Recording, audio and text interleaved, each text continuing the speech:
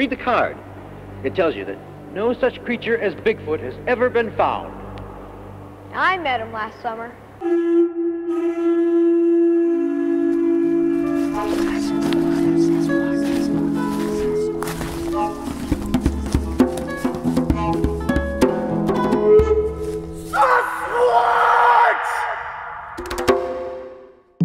I'm Sean. And I'm Adam. Welcome to SasqWatch. Today we're going to be discussing the 1987 film Cry Wilderness. You saw him? His tracks. Fresh, day old. Yeah, this is our first family film that we're going to be covering on this season.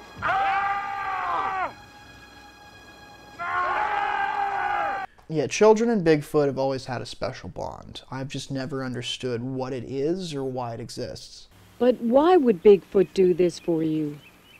Because he's my friend. The trailer plays up that this movie is about this kid who became friends with Bigfoot. So Yeah. you would expect to see in the film the kid becoming friends with Bigfoot, but that happened last summer. And this film takes place this summer.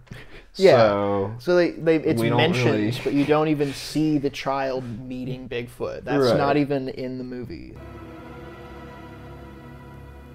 We hit play, the first thing you see is this kid in a museum staring at this, like, display of Bigfoot. Yeah, it's got like the missing link, like question mark. Staring at it, like, in total awe. He's just like, this is like God right now. And then Mr. Douglas, this teacher, comes up Very and he's just mean. like, what are you looking at Bigfoot like that for? Yeah. They get into a spirited debate about the existence of Bigfoot. Because he's like, well, I met him last summer, and I'm gonna, go back and see him again this summer. And he's like, you're stupid, kid. Bigfoot's not real. He doesn't call him stupid, but his Yeah. eyes do. He's Yeah, just yeah. like offended that this child at the museum with a Bigfoot exhibit would get interested in it. He's like, well, nobody's ever proved that anything like this could exist. So. Yeah, and Paul's just like, so I actually met Bigfoot last summer, and he loves rock and roll music and Coca-Cola. And that's when I was like, oh, are we about to see that scene? Yeah. No, yeah, we never get to see him drink the Coca-Cola or listen to the rock and roll. We get to see the Coca-Cola and the rock and roll, but it's Separately. all post.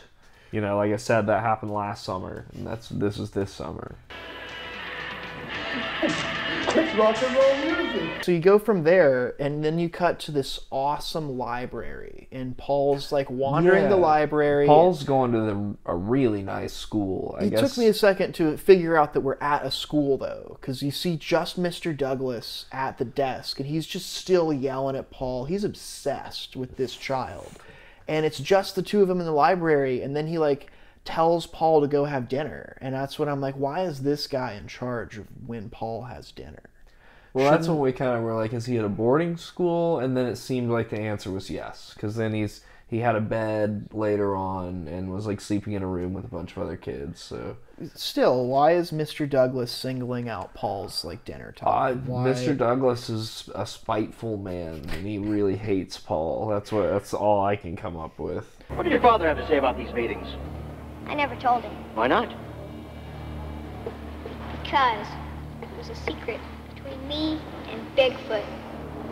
You know how grown-ups are. So after that, you see him sleeping in bed, and that's when you start to hear this like mysterious screaming from outside, and Paul's like little amulet that he said Bigfoot gave him starts glowing, and you're like, what's going on? And he goes to the window. It was like a polished geode stone, and it just like starts glowing. It does that a couple times throughout the film. It doesn't ever seem clear what exactly triggers it. Just No. like the essence of Bigfoot, I guess. Yeah, so Bigfoot starts full on yelling at Paul. What was it? Your father is in great danger, Paul.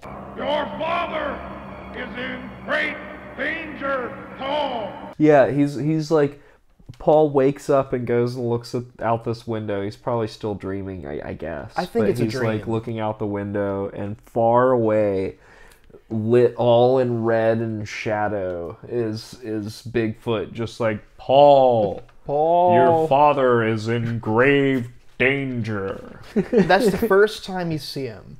And all you know about him is that he likes Coca-Cola and rock music. And then now I guess he's using the amulet to communicate with Paul's dreams.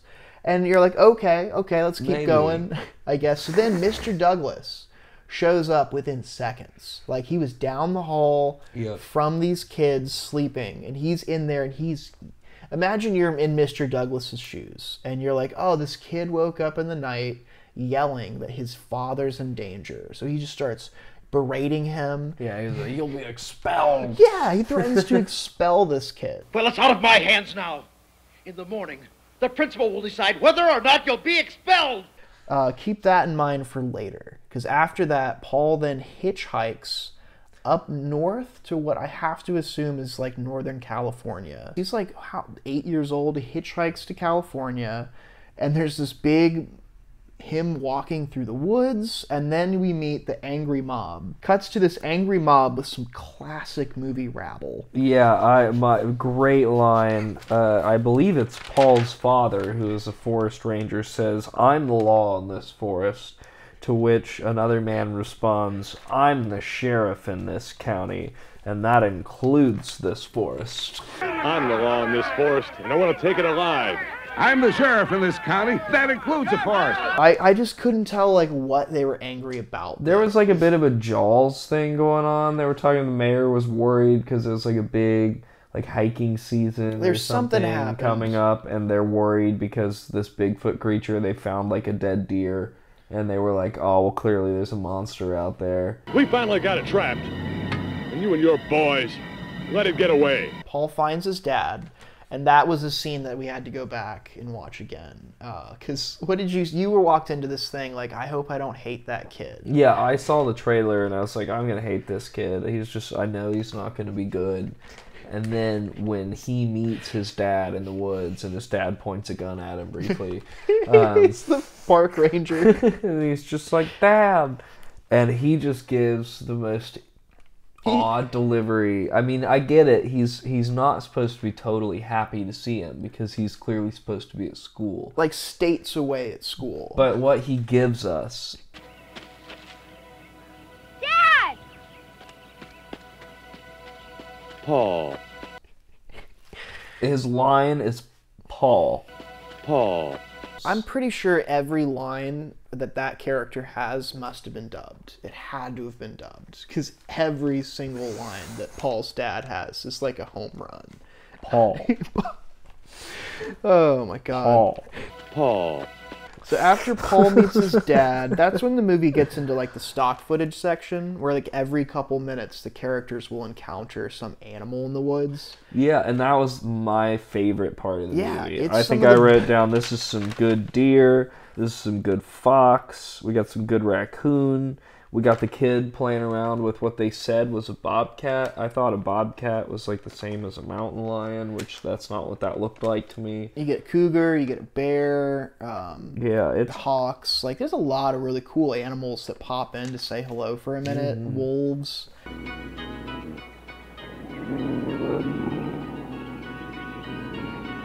Look, a bobcat! So far, I was like, all right, I'm kind of tracking this movie. Things are generally making sense. I was like, he's going to go and have another like adventure with Bigfoot. Then you get to Paul's dad's cabin.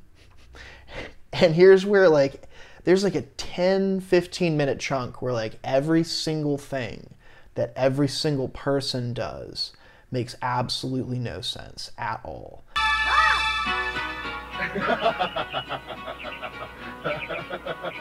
Hello, Jim. And they meet Jim around this point, and at no point did I understand what Jim's role in this family was. But Jim's like our local Native American friend. Yeah, he helps Will and Paul. Paul. So they show up to this cabin. It's Paul, it's Jim, it's Paul's dad. Because there does seem to be a little bit of argument about whether it's actually Bigfoot or not, I guess. So yeah, they're like, there's something out there. And they get to the door, and Paul's dad's like, there's someone in my cabin. There's something inside my cabin. And I was like, oh oh my God, who's in this cabin? They go, imagine you show up to your cabin with your child and your friend, and you come inside and there's a man in like a sleeveless shirt sitting at your table, just tearing apart meat that looks like legs. He's got like a big old, I don't know if it was hot sauce or ketchup. One of those two things was in a big jar there, and he's eating them with his hands. And then Will comes in, and he's just like, make yourself at home. Yeah, he's just like, oh, look, hello, sir, that's in my cabin. And he's just like, yeah, I came in, I started eating.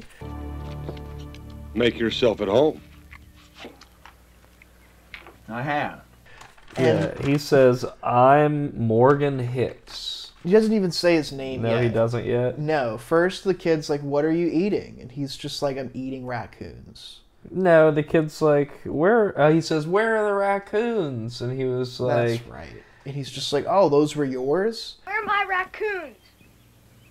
Are these your raccoons? But he's not. He's not eating the raccoons, because the raccoons are in the kitchen. Yeah. Destroying everything. They're still wrecking everything when they go in there and see them, and while they continue to wreck everything in this cabin that seems far away from civilization, so you'd think it'd be a big trip to go in and get a bunch of stuff. They're just laughing away as their flowers destroyed and their all of their salt and sugar spill everywhere, and they're just like, oh, look at those silly raccoons just ruining everything in my house. It's a family movie. Raccoons are fun.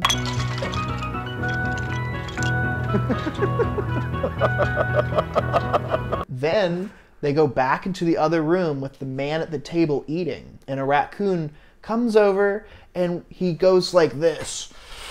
And he grabs this raccoon and starts choking it to death. And I'm pretty... It was I don't know if he was choking it to death, but he was definitely holding it very firmly. And the raccoon looked really upset. This must be a puppet, though. But being controlled from under the table. So we went back and watched it again. But no, at one point while he's doing that, you can see under the table. So there's no way that it's a puppet. I wrote in my notes, were no animals harmed during filming? I bet that they were. And I didn't remember to check in the credits for that, but I bet that they were harmed. I bet that the animals did not have a good time making this movie. Anyway, so moving forward, apparently this man is a big game tracker that's been hired by the mayor to come in to track this thing. And then there's just like a couple scenes of them all kind of hiking places. I guess he stays in that cabin. He sleeps in that boy's room too, because Paul has to sleep with his dad. Oh yeah, there's a weird scene where Paul's like trying to go into his room and he like knocks and he's just like, can I come in? And then Morgan's cleaning his gun. He's got like the thing and he's like cleaning his gun. He's just like, sure kid, it's your room. Come in kid, it's your room. They go talk to this random dude who I guess is a wealthy man in town, and you meet him like with he's indoors with his leg propped up he's on wearing the a engine scarf of an old car, and they're in like a hangar. It looks like, because there's some planes in there too. And yeah, he's got a scarf and a hat, and he's just like, well, you guys better find this thing because I own this hotel and people need to come to my hotel. And then this woman in a bikini walks out and it's like, come on, we've got to go get in the jacuzzi or something like that. Yeah, never see him again. So I don't know. So I don't know if that guy was like a producer. Yeah, who knows? It was like Mr. Wagner. I don't know what was going on with him. I want that animal's head hanging from my wall in 24 hours. But anyway, they find this waterfall. Paul has a little freak out, and he's like, don't go in the waterfall, because he doesn't want him to find Bigfoot. Paul, you gotta stay with me. I don't want to go in there. Son, stop it. Oh, yeah, because he doesn't want them to shoot Bigfoot, because they're friends, supposedly. We don't know how good of friends they are, because we never got to see that relationship. Nope. Someone sure liked Coca-Cola. That's when they find Bigfoot's cave, and they find his, like, giant pile of Coca-Cola cans. And Jim is just like, he can crush these? Yeah, he must be powerful. He's like, I could never do that. Yeah, he's holding this crushed can. It's like, no one could do this. No human being. Neither of us were around in 1987, but if you were, maybe you could let us know. Were Coke cans made out of, like, full-on steel or something back then? Or, like... I wish that there would have been one scene where Bigfoot actually drank a Coca-Cola. Yeah, if you're gonna or listens to rock music. So as they go further into the cave, they're like, hear the rock music that he said that he likes. And so then they find the radio, and the dad's like, hey, didn't I give this to you for Christmas? And he was like, oh, sorry, I must have lost it out here. And then they just brush past that. Yeah, Paul's like, no, I've been out here deep, deep, deep in the wilderness. I drank like 127 cans of Coke, and I crushed them all. I never knew an animal that could open cans. I couldn't crush one of these. Then everyone is just like, okay, I guess this is Paul's hangout spot. You know, this 8-year-old boy in school, you know, states away. And they leave, and then we see Bigfoot for just a second standing above, like, through a crack. And it's like, oh, Bigfoot is going to show up in the movie. And I was like, all right, well, that's the gears are moving. He's gone for a while. They go, and they keep hunting. And oh, yeah, that's when you go and play with a bear for a second. Hey, Paul!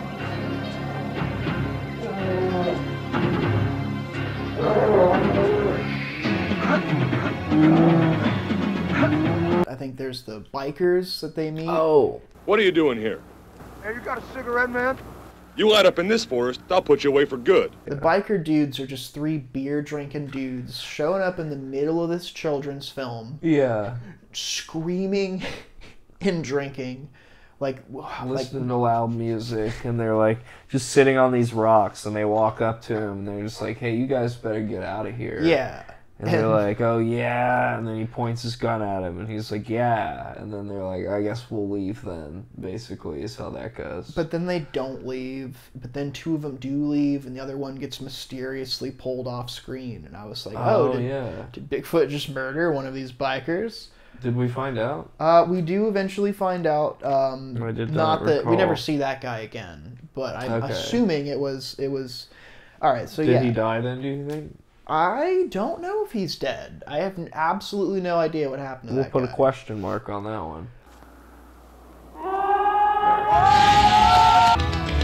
50 minutes into the movie, they go and they find this tunnel, and like 2 of them are at this end, and then one of them and Paul is at the other, and they tell Paul, like, don't go into this tunnel, and he just does it anyway, because Paul's dad is reckless. And they go into the tunnel, and they start shooting at the figure, and what happens, Adam? Well, they point their guns at each other at one point again, and then a tiger runs out. And they're like, oh my gosh, it's a tiger. And then one of them's like, that must be the tiger that escaped from the circus, which we had not heard up to that point. It's possible. It's possible that they said it in some scene and I missed it. Like maybe in the angry mob scene, I was paying too much attention to the potentially, yeah, first 2. But yeah, when the tiger came out of the cave, I was really confused. This feels like the right place to say it, but sitting here, I realized that like it's a weird thing to say about a Bigfoot movie on the show, but like I think that this film would have benefited from just cutting the Bigfoot stuff out altogether and having it just be about this tiger. I like tigers. I would have been so on board for a movie about just a tiger loose from the circus. That's what most of it's about anyway, is them trying to now catch this tiger. And like Bigfoot just is this separate thing, and like Morgan's after Bigfoot. Morgan finds the Bigfoot, and he's like, oh, Bigfoot's out here, and he realizes that Paul knows, and he tells Paul not to tell his dad that he's gonna murder Bigfoot. And Paul's like, I guess I won't.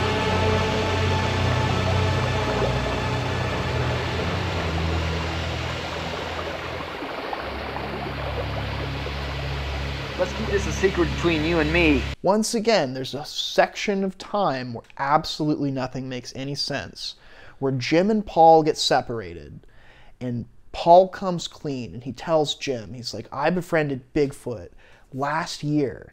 He's really my friend, and he's not responsible for any of these things that we know a tiger did. But that man is going to try and hunt and murder my friend. And he tells Jim that. And Jim's like, okay, now we're going to go meet Red Hawk. And Red Hawk is this other mystical Native American character. Who's just got animal... That was a really interesting, weird scene, walking through that little, like, forest where they had all those live animals that seemed to just be, like, near each other.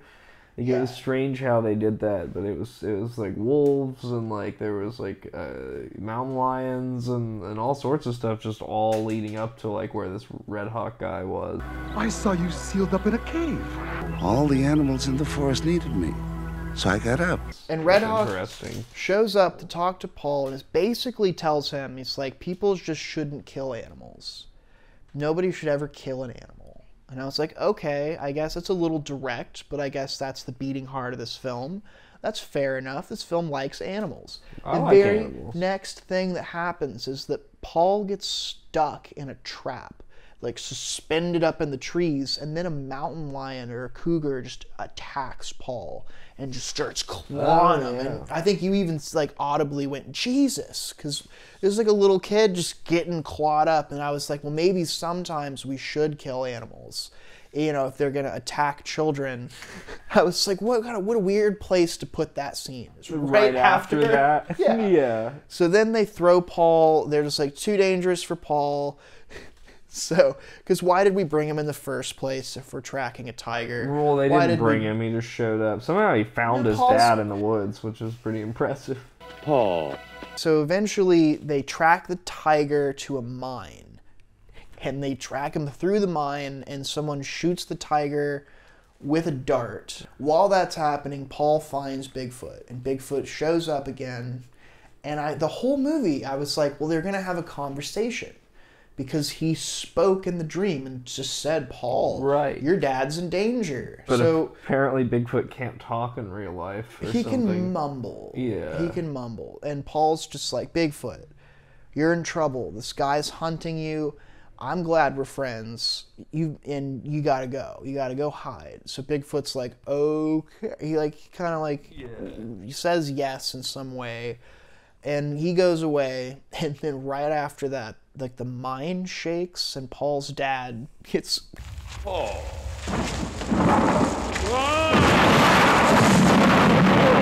covered in debris, crushed in debris, and then he's fine, right? Like, well, no, Paul has to go and cry for Bigfoot to come back and help him. Right. Bigfoot, help me! So I guess that was the danger that Paul's dad was in. So Bigfoot showed up in Paul's dream to warn him that his dad was going to get potentially crushed by debris during a hunt for a tiger. But that gets resolved by Bigfoot just helping him out of the debris. So you're like, why did Paul need to come? Yeah, there's no reason for Paul to be there. Like, why didn't Bigfoot just say, like, Paul, your father is in grave danger, but I've got it handled. It'll be fine. It'll be fine. In fact, you don't even need to worry about. Why didn't he even tell Paul? Why didn't he just go help him and then just leave it? He wanted Paul to know. Paul hitchhiked across Colorado into California by himself to come do this. So yeah, so okay, he gets Paul's dad out of his jam. And that's when Morgan starts chasing after Bigfoot. And he's like, I've got him. I'm going to get him. I'm going to capture him and use him to make money for the rest of my life. I'm going to kill it. I'm going to stuff it. And I'm going to travel with it all over the world. People will pay a fortune just to get one look. A tiger? Bigfoot. Beautiful money. It'll be mine. And so he's chasing Bigfoot. And Paul's running. And you're like, all right, what's going to happen? Are we going to have a big confrontation with Bigfoot? No. Instead, Morgan, the raccoon eater, bursts into the clearing, and there's Red Hawk, and there's Paul, and there's all their animal companions. And then in the back of the screen, like in the left or rightmost corner, there's also Bigfoot. And Morgan aims his gun. He's like, I'm gonna get you. And that's when Red Hawk uses his amulet. That's the same as Paul's, because I guess he's also friends with Bigfoot. Right. And he does this, and the reflection blinds Morgan. And I was like, he blinded him. And then Red Hawk's actual hawk also blinds Morgan. It flies in and just tears his eyes out. Yeah, it just claws his eyes out. And you're like, oh my, that's rather violent. That's like some Tarzan justice right there.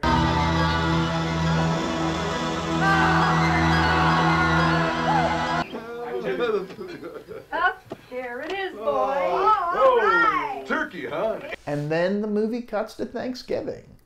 You know, Yep. they're all eating turkey. Which, when they pulled that turkey out, I was like, okay, movie, we should never kill animals. You had fun with all the animals, but the turkeys, I see. Yeah. They're over there carving into that turkey. You know, everyone's welcome but the birds.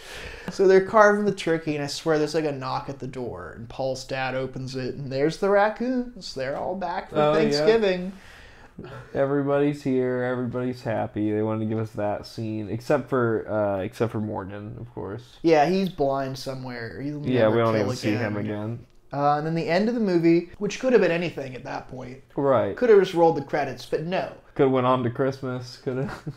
We go back to school, and it's Mr. Douglas in what was either the school library that has a desk or his personal office that has a library. Whichever one of those things it is. It's Mr. Douglas at his big desk, and he's looking at Paul. And he's just like, well, Paul, you're back now, I see. Well, I got this letter from your dad that explained everything. And he gets up, and he's like, honestly, I think Bigfoot's really cool, and I'm jealous that I didn't get to meet him. And I was just like, no, Mr. Douglas. There's no walking this back. You yelled at that little kid in the middle of the night in front of all of his peers, and you threatened to expel him because he woke up sad. Like, screw Mr. Douglas. He's totally did not earn what happens next. Because what happens next is Paul's just like, Mr. Douglas, here's the thing. Nobody can see Bigfoot that isn't a kid. Adult, right? Yeah, he's like Mr. Douglas, adult. Like, he did say earlier in the movie, like, well, you know how adults can be. Well, I'm pretty sure that Red Hawk saw him, and the movie never said that before. Also, never said that before. Also, why did he need to tell Bigfoot to run away and hide if none of the people that were like trying to hunt him could see him? Because of the next line of dialogue, where Paul's like, but if you really want to see Bigfoot, all you have to do is believe in him. If you believe, truly believe, it doesn't matter how old you are. That's right. So he just like, you know, rule A is a pretty flimsy one because it's immediately broken by rule B. But what happens next? The amulet begins to glow. And I was like, okay, I feel like the amulet's part of the equation. It's not, you don't just have to believe in them. If you believe in them and happen to have one of these rare amulets. Well, the Bigfoot gave him the amulet. So exactly. I feel like you have to get lucky the one time to meet Bigfoot, and then you have to leave enough of an impression on him for him to gift you an amulet. So the amulet shines, and then this big red light happens. And then within the office library, there's Bigfoot. There's Bigfoot. He's appeared to meet Mr. Douglas. He basically waves. And Mr. Douglas is just like, wow. And the credits roll. Always be someone. Bigfoot was barely in that. And I think that the film could have been better if he wasn't in it at all. I do. I think that there would have been a lot more work to do. But, like, I think that they could have got somewhere with just this tiger. Yeah, the tiger movie would have been fine. Yeah. I would have, if they put a tiger on the cover, threw in a few more things, and just said the tiger was killing people, because the tiger might have killed that guy. It's entirely possible.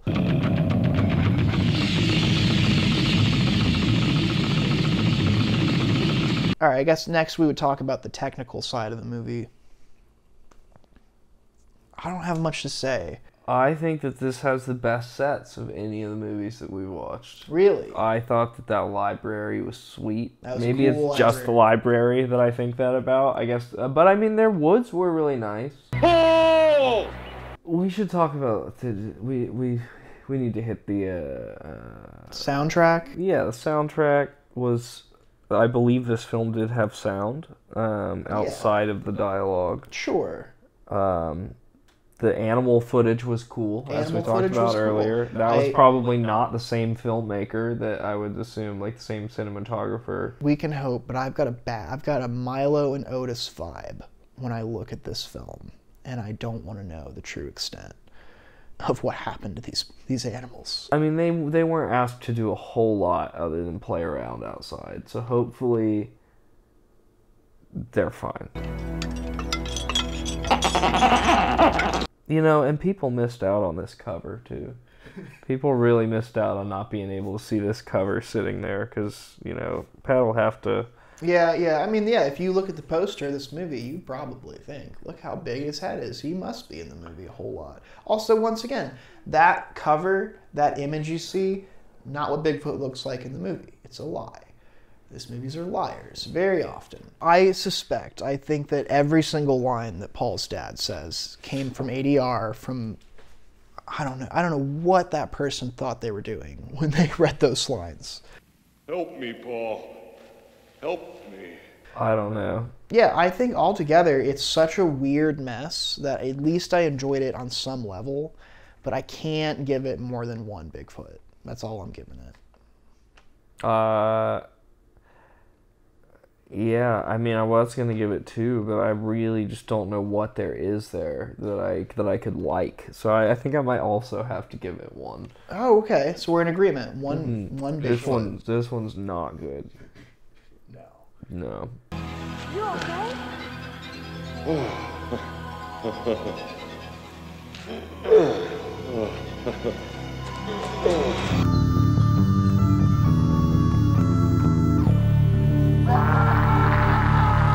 Welcome to the Bigfoot Breakdown. So what do you think of Bigfoot in this movie?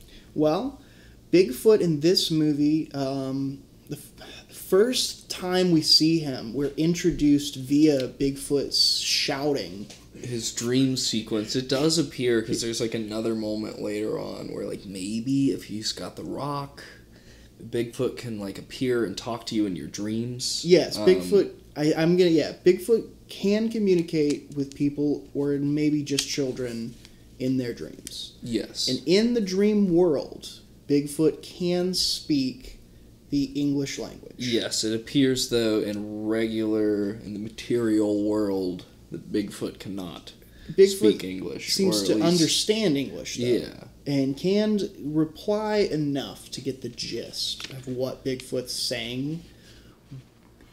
He likes candy, supposedly, says Paul. We didn't see him eat candy. No, there's strong evidence that Bigfoot really likes, specifically Coca-Cola. Yes, we don't know if he got to try any others, but he definitely liked Coca-Cola, so he's into sweets. Yes. And he also enjoys rock and roll, supposedly, says Paul. Once again, we don't really see him rocking out or anything. I do believe the Cokes, though, because when you do see Bigfoot in person in this movie, I'm going to say this is maybe the fattest Bigfoot that we've encountered. Definitely a portly figure. Portly Squatch. Yeah, he's kind of got like that like uncle vibe. He also seems to have some amount of precognition. He can see the future. To some degree, yes. Bigfoot... He knew that Paul's father was in danger. Maybe he didn't know the exact specifics of it, so maybe he called Paul there because he was like, I don't know what's going to happen. I just know something bad's going to happen. He didn't know he was going to be the one to be able to just solve it on his own. He is strong because he lifts those rocks, as you would expect. Bigfoot's strong enough to crush an empty can of Coca-Cola. It is posited that you can meet Bigfoot by simply believing in him. Right, supposedly he can transport himself through time and space. All we know... Maybe just space, but he can transport himself to, like, say, the interior of a library. Bigfoot can be summoned via an amulet and with magical... and belief. That equation equals a Bigfoot encounter. Either that or the belief powers the amulet, but both things seem to be necessary. Yes.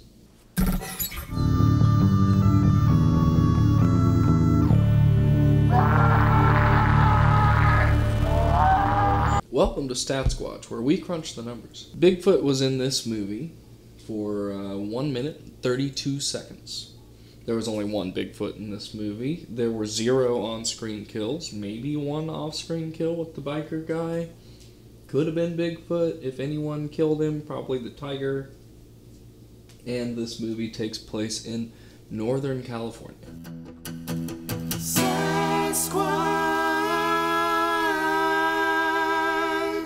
All right, well, that was our first family film on SasqWatch. I hope that the family films to come are more enjoyable. I think there's a lot of room to go upward here, you know? Definitely. We'll see, though, but I have to say, the last 5 films that we've covered have all not featured Bigfoot murdering anyone. I would like to see actual Bigfoot tearing people apart. We're going to watch 2008's Yeti. Ready, grass and defend yourself. Bitch! SasqWatch. Welcome to the Bigfoot Breakdown.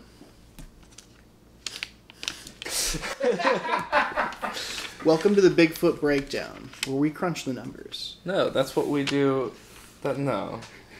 That's not. This isn't when we crunch the numbers. Is it? No. All right. Welcome to the Bigfoot Breakdown. All right, so Bigfoot. Welcome to the Bigfoot Breakdown. So I'll go after you do the intro.